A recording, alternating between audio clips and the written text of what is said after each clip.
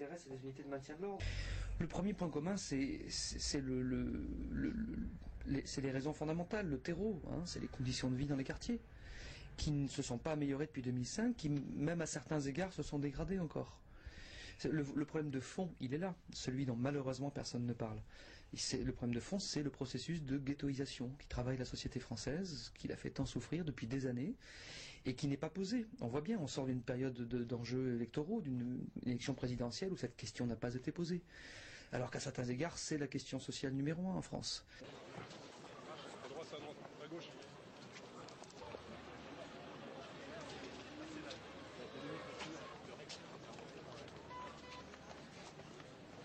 En revanche, merci, Madame la Ministre. ce qui est important aussi, maintenant, ces événements ont effectivement servi de prétexte à un certain nombre de groupes, en nombre très limité, qui ont utilisé les circonstances pour mener en compagnie des actions de vol, de dégradation, de pillage.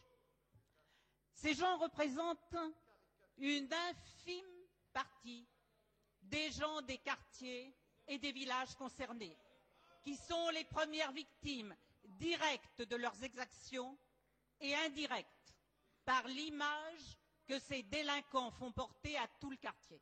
Par ailleurs, j'ai remis en place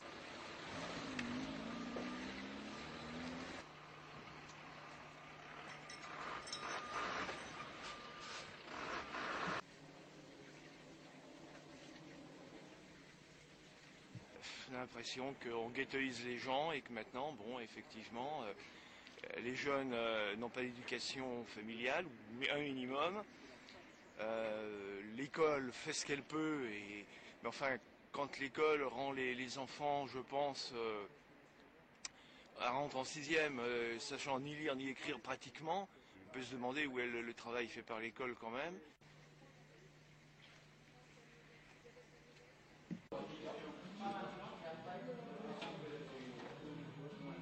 Et pour eux, ils visent ça, quoi. On n'est pas forcément viser la personne, ils visent pas forcément la personne, ils visent l'institution. Et bon, nous, comme on y est, c'est nous qui nous sentons visés, quoi.